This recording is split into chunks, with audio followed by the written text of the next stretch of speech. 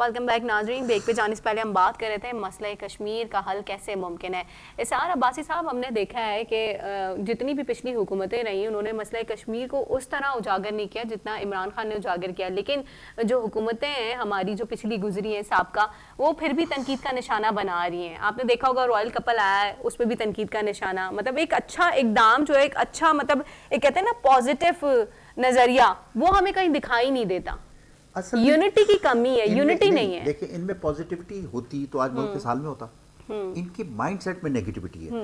Problem یہ ہے کہ جب ملک پوری دنیا میں تنہائی کا شکار تھا، کوئی ہمارے ملک میں آنے کے لیے تیار نہیں تھا، تو کیا وہ پاکستان کا امیج بہتر تھا یا آج کا پاکستان کا امیج بہتر ہے؟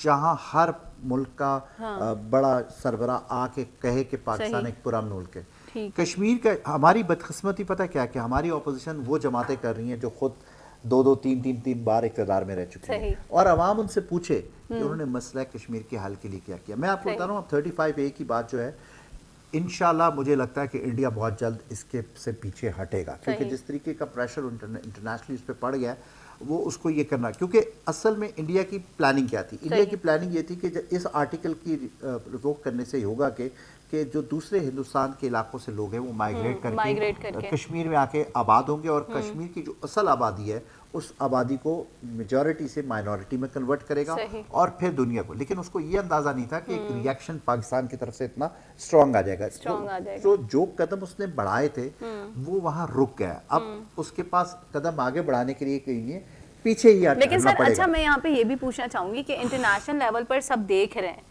کہ ایک انسانیت سوز قتل عام ہو رہا ہے نا، ایک انسانیت کا قتل ہے جو کہ مودی جو ہے وہ کر رہا ہے. لیکن ہم دیکھ رہے ہیں کہ تھوڑا سا جو جھکاؤ ہے وہ ہمیں اپنی طرف تو دکھ رہا ہے، لیکن تھوڑا بہت اس طرف بھی دکھ رہا ہے. کیا کہیں گے؟ تھوڑا بہت نہیں، زیادہ دکھ رہا ہے. اس کی دو بنیادی وجوہات ہیں. ایک، انڈیا 1 ارب سے بڑی آبادی ہے اور ایک بڑی اکانومی ہے، پوری دنیا کے لیے ایک بڑی مارکیٹ ہے. وہ عمران خان صاحب بارہا کہہ چکے. لیکن میں اس کے اوپر ایک دوسری بات آپ سے شیئر کروں. آج جو لوگ تنقید کر رہے ہیں جی عمران خان ایران اور سعودیہ کے اندر کیوں ثالثی کا کردار ادا کر رہا ہے. دیکھیں، اگر سعودیہ اور ایران کے اندر رفٹ بڑھتی ہے تو اس کا سب سے زیادہ نقصان امت مسلمہ کے ساتھ ساتھ پاکستان کو پہنچے گا. آپ یہ دیکھیں پوری دنیا میں جہاں جہاں مسلمان آباد ہیں اور ان پر ظلم ہو رہا ہے تو پوری دنیا خاموش ہے، کیونکہ ہم مسلم امہ اکٹھی نہیں ہے، چاہے فلسطین ہو، چاہے روہنگیا ہو، چاہے کشمیر ہو، کہیں پر بھی. اس کے مقابلے میں غیر مسلم ریاست کی چیک کا کچھ تھوڑا سا مسئلہ ہو یا سلواک کا مسئلہ ہو تو پوری عالمی برادری کھڑی ہوتی ہے. اس کی بنیادی وجہ یہ ہے کہ امت مسلمہ کا اتحاد نہیں ہے. اور امریکہ یہ چاہ رہا ہے کہ انڈیا، ایران اور سعودیہ کا کلیش ہونے کے جو مزید اتحاد ہے اس کو پارا. عمران خان یہ کوشش کر رہا ہے کہ امت مسلمہ کا اتحاد. اگر امت مسلمہ متحد ہوتی ہے تو آپ بھارت کی اس مضبوط اکانومی کو بھی توڑ سکتے ہیں اور یہ ساری چیزیں ممکن ہیں. لیکن اگر ہم آپس میں اتحاد ہمارا پارا ہوتا ہے تو اس کا بینیفٹ ڈیفینیٹلی ان کو ہو جائے گا. تو انڈیا کو کاؤنٹر کرنے کے لیے آپ کو اکنامکلی اور اپنی خارجہ پالیسی جو ہم کر رہے ہیں، دیکھیں پچھلے 10-15 سال کی خارجہ پالیسی کی کوتاہیوں کو کور کرنے کے لیے وقت چاہیے. لیکن میں سمجھتا ہوں 1-1.25 سال کے اندر جس طریقے سے ہماری گورنمنٹ نے یہ کوشش کی اور انٹرنیشنلی آج ہر ملک ہم سے انگیج ہے اس مسئلے پہ، ورنہ ہم سے پہلے کوئی بات کرنے کے لیے تیار نہیں تھا. آج رشیا ہے تو وہ ہم سے بات کرنا چاہتا ہے، امریکہ ہے وہ تو.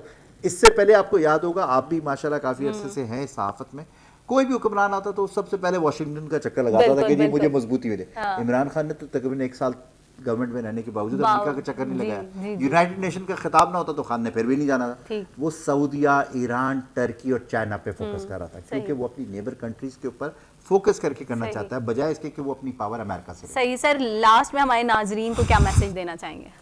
میں صرف آپ کو اتنا میسج دینا چاہتا ہوں کہ عمران خان کا ٹریک ریکارڈ دیکھ لیں. کرکٹ میں آیا، ناکامیوں سے شروع کیا. ہم سری لنکا سے ہارنے والی ٹیم تھے، ورلڈ چیمپئن بنے. شوکت خانم لوگ کہتے تھے امپاسبل ہے، نہیں بنے گا، بن کے دکھا. پی ٹی آئی بنی، لوگوں نے کہا یہ تانگا پارٹی ہے، یہ کچھ نہیں کر سکتی، بڑی پارٹی بنی. پھر عمران خان کو کہا گیا کہ وزیر اعظم کیا، وزیر اعظم کی شیروانی کا بٹن بھی نہیں دیں گے، وہ بھی بنا. تو ٹرسٹ کریں، عمران خان وہ شخص ہے جو مشکلات سے قوم کو نکالنا جانتا ہے، جو قوم کو عزت دینا جانتا ہے، جو یقین رکھتا ہے اور جس کو اپنی ذات کے لیے کچھ نہیں چاہیے. انشاءاللہ آنے والا وقت پاکستان کے لیے بہت بالکل. بہت ہی اسرار صاحب کی اسی اچھی بات کے ساتھ پروگرام جو ہے اپنے اختتام کو پہنچا. اپنی ہوسٹ کو اجازت دیجیے. اللہ نگہبان.